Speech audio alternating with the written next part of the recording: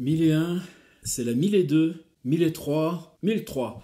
On a recommencé la série et on est tous les jours sur YouTube à Tire-Livre. C'est une drôle d'aventure, si singulière, mais ça mérite quand même de le dire. Les éditions POL, que Frédéric Boyer va bientôt intégrer pour remplacer Paul Tchaikovsky-Laurence, décédé, comme vous le savez, il y a 6 mois de ça, dans un accident de la route, et ça nous fait toujours mal.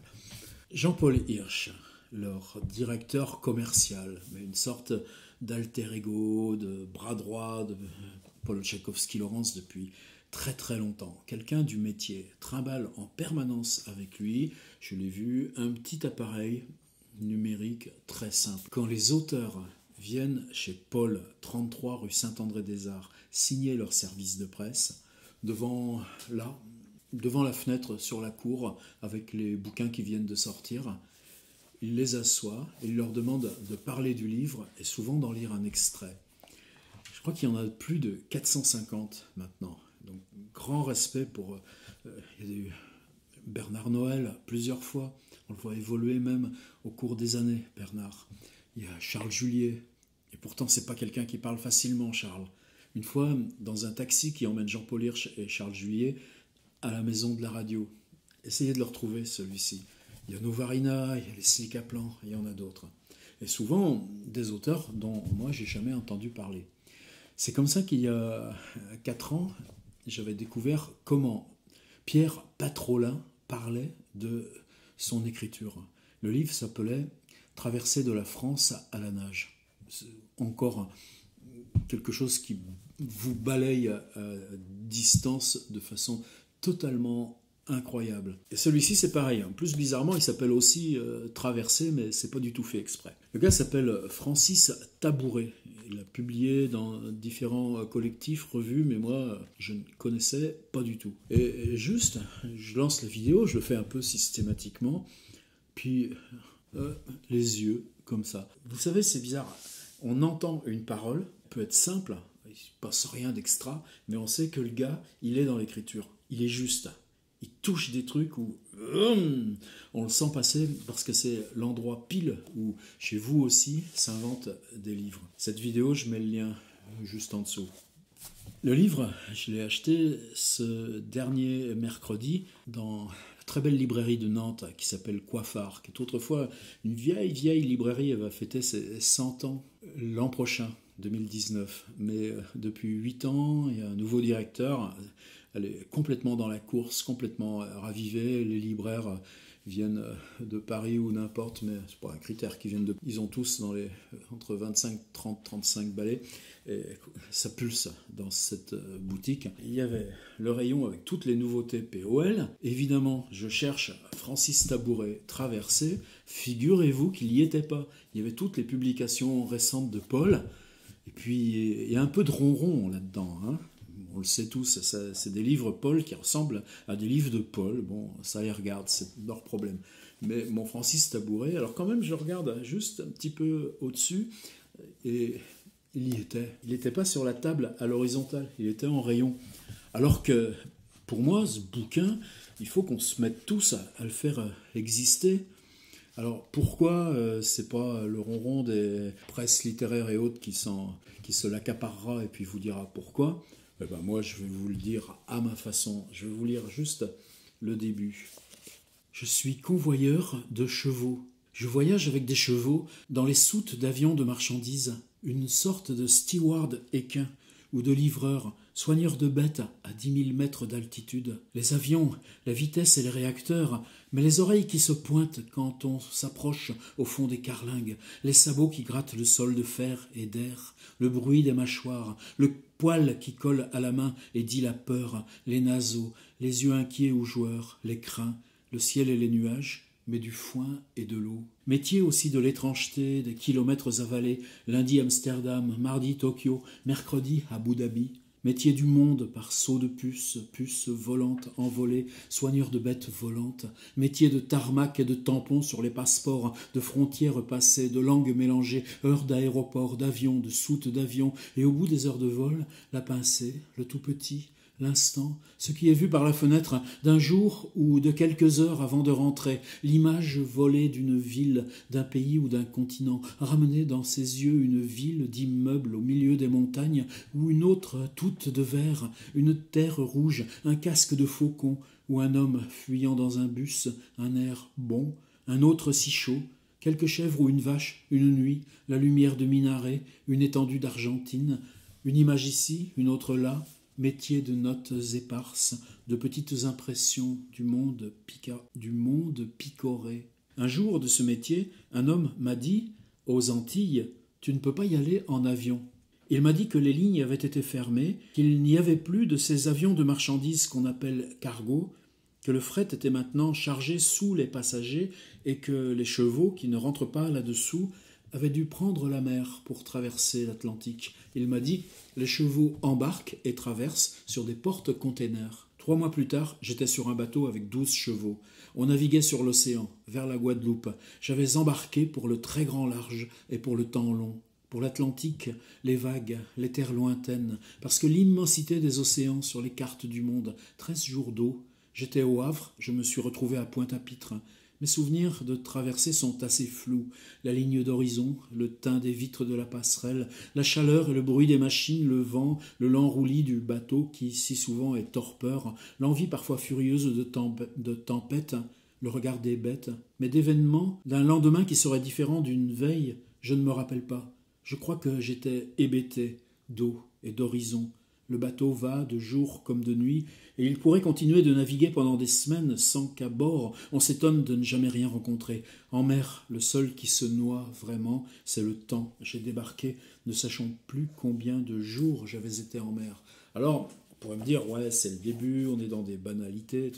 Simplement, là, il se rembarque sur un cargo qui fait Pointe-à-Pitre, Fort-de-France. Il part de Rouen il va au Havre en longeant la Seine. Du Havre, on contourne par le rail d'Ouessant. On vient à faire halte à Saint-Nazaire pour le plein de fioul, les 60 tonnes de fioul qu'il faut par jour à ce rafio. Et puis de là commence la traversée avec des marins philippins, avec 3 passagers. Vous savez, des récits emblématiques de cargo, il y en a dans la littérature plein. Pensez à Voyage au bout de la nuit. Pour moi, ce serait peut-être l'archétype de ça. Mais plus secrètement, il y a Henri Michaud. C'est que Michaud, quand il échappe à sa condition de pion en Belgique, il veut absolument s'embarquer. Tout ce qu'il trouve, c'est un bateau qui fait Dunkerque à Portsmouth avec du charbon. Finalement, il arrête. Mais ensuite, il trouvera un embarquement pour l'emmener en Argentine. Il va faire 3 fois la traversée de l'Atlantique avec le même truc. C'est-à-dire que lui, sur le bateau, il sait rien faire. Il est assez mal vu. Et puis, lire, écrire, non, il y a trop de bruit. Et puis, ça pue, c'est les odeurs, c'est la promiscuité, c'est la tôle. Et puis, 80 ans après, vous croyez que ça a beaucoup changé, ce genre de porte-container? Non, c'est toujours... Il y a un moment, il descend visiter la salle des machines, c'est hallucinant. Mais il y a ces moments tout au bout du bateau, sur l'étrave, puis comment on se met, soit on tourne le dos à l'avant pour ne plus avoir le bruit du vent, et tout d'un coup, enfin, vous avez du silence, puis parfois on monte sur la passerelle, et puis il y a cette espèce donc qui s'embarque là. On lui a donné à nouveau 8 chevaux, mais il y a aussi 6 taureaux et puis des moutons, dont lui, il n'avait jamais eu à s'occuper auparavant. Est-ce que ça nous intéresse en tant que tel? Je ne sais pas. Mais j'ai mis le nez vers 14h30 dans ce bouquin. J'en suis sorti à 17h30 avec la tête qui tournait. J'ai tout lu, phrase après phrase, du début jusqu'à la fin. Je ne sais pas quand ça m'était arrivé la dernière fois. Peut-être il faudrait lire au hasard encore, là aussi. Mercredi 1er octobre, Atlantique, jour 3. Pourquoi est-ce que je n'ai pas plus de lignes de haute mer? Pourquoi est-ce qu'il y a si peu de mots? 8 jours que l'on va avec de l'eau autour. Y a-t-il si peu à dire, ou est-ce qu'on ne devient pas marin en 15 jours? C'est un voyage à demi aveugle, je ne sais pas voir. La menace, c'est l'état de sidération, sidéré d'eau, de containers, de solitude, noyé d'eau, de containers, de bruit, la machine, le vent, les containers réfrigérés, les ventilations des cales, jamais ne serait-ce qu'une seconde de silence à bord, de couloirs vides, de cabines impersonnelles, de marins qui ne se connaissent même pas entre eux, des tremblements du bateau.